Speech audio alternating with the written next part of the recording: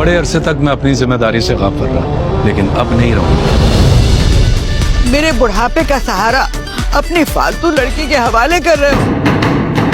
वो तुम्हें अपने चक्कर में फंसाना चाहते हैं, तुमसे उनको मतलब है। आप ही को जाना पड़ गया अचानक। मैंने कोई वजाहत मांग ली आपसे, मगर मैं बेवकूफ नहीं हूँ, मुझे सब कुछ दिख रहा है।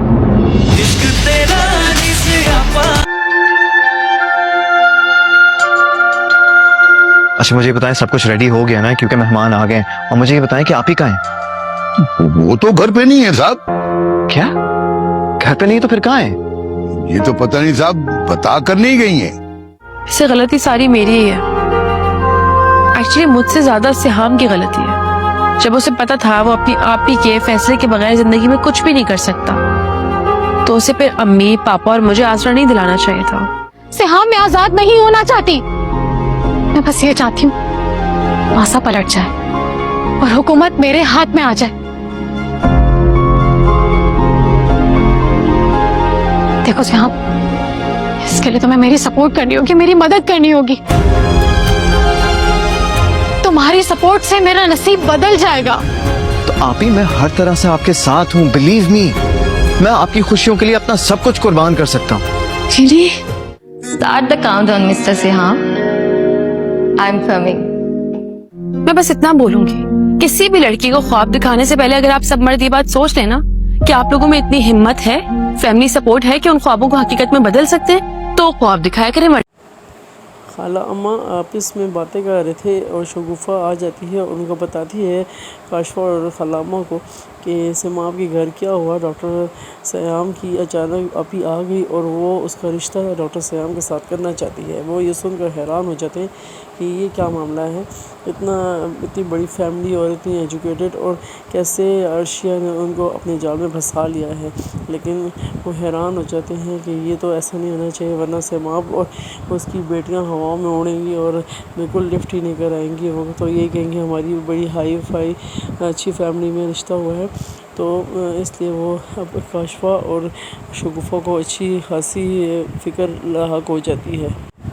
इधर सियाम उसको अर्शिया को कहता है कि तुमने ऑफिस से छुट्टियां ले ली हैं, अब तुम जितना भी हो सके ज़्यादा से ज़्यादा मेरी आपी को टाइम दो, ताकि वो तुम्हारे साथ सही तरह गपशप लगाएं और तुम्हें अच्छी तरह समझ सकें और तुम भी उनको अच्छी तरह अंडरस्टैंड कर सको। फिर भी वो तुम्हारी दोस्त अच्छी तरीके से बन जाएंगी। और अब सियाम के कहने पे अर्शिया सुबह सवेरे आ जाती है उनके घर और अचानक से फिर अपनी उनको खूब बातें सुनाती है अर्शिया को कि ये किस तरह अचानक किस लिए आ गई हो। और फिर अर्शिया उनसे कहती है कि मैं तो आपकी खातिर रही हूँ कि आपने कहीं जाना हो तो मैं आपके साथ जाऊँ और आप मुझे बताएं, मैं आपके हर तरह से काम आ सकती हूँ। इधर से हम अपनी आपी से कहते हैं कि आपको कैसे अर्शिया लगी, लेकिन आपी के तेवर कुछ और ही बता रहे थे। वो बिल्कुल भी अर्शिया को पसंद नहीं करती, बल्कि ऐमन को बीच में ला रही थी कि ऐमन आएगी और उसके साथ ही इसकी शादी करूँगी। लेकिन वो बिल्कुल इंटरेस्ट नहीं ले रहा था। डॉक्टर सयाम ये चाहता था कि बस अर्शिया से उनका रिश्ता हो जाए। इधर अपी ने अच्छी खासी ट्रेजेडी फैला रखी थी कि नहीं सयाम, डॉक्टर सयाम आपके साथ अर्शिया सूट नहीं करती।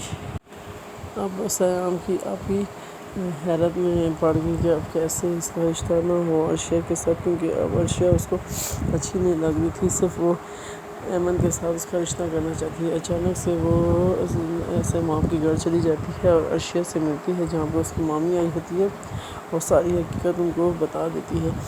इस तरह से सयाम की अपी बहुत हैरत ज़दा हो जाती है कि ना उनका अपना घर होता है, रेंट के घर में रहते हैं और उनकी मामी ऐसी वैसी बातें बता रही है। अर्शिया खुशी खुशी सयाम की अपी को डॉक्टर सयाम की अपी को ले आती है अंदर और उनसे अच्छी तरह गपशप लगाती है, लेकिन वो अजीबोगरीब बातें करती है और इस तरह डॉक्टर सयाम और अर्शिया का रिश्ता होते हुए नज़र नहीं आता, क्योंकि उसकी अपी बिल्कुल उसको लिफ्ट ही नहीं कराती। अर्शिया को अजीबोगरीब बातें करती है और कहती है अब तुम्हारे पापा और तुम्हारी जो स्टेप मदर है उससे मैं मिलना चाहूँगी। अर्शिया सोच में पड़ जाती है कि अब मैं क्या करूँ, किस तरह अपने पापा को स्टेप मदर को उनसे मिलवाऊँ, क्योंकि उसके पापा तो उससे नाराज़ होते हैं। لیکن پھر بھی وہ کہتی ہے کہ ہاں وہ باہر سے آ گئے ہیں. اب وہ سوچ میں پڑ جاتے ہیں کہ ایسا کیا کیا جائے کہ رشتہ ہو جائے. ادھر خالہ اماں بھی عجیب و غریب باتیں کرتی ہے کہ یہ کیسے ہو سکتا ہے. میں تو چاہتی تھی کہ اس کا رشتہ کہیں ایسی جگہ پہ ہو جو اس کو تباہ و برباد کر دے یا اس کو صحیح طرح خوش نہ رکھ سکے. اب خالہ اماں کی اور کاشفا کی ساری حقیقت وہ صاحب پہ کھل جاتی ہے. وہ جب وہ آپس میں باتیں کر رہتے ہیں اور پیچھے سے وہ ساری باتیں سن لیتا ہے کہ یہ کس طرح ان کے خلاف باتیں کرتے ہیں اور عرشہ کے بارے میں کیسے سوچ رکھتے ہیں. اور اس طرح وہ صاحب بہت پچھتاتا ہے کہ ایسے میری بیٹیوں کے بارے میں ایسے کیوں کہہ رہی ہے.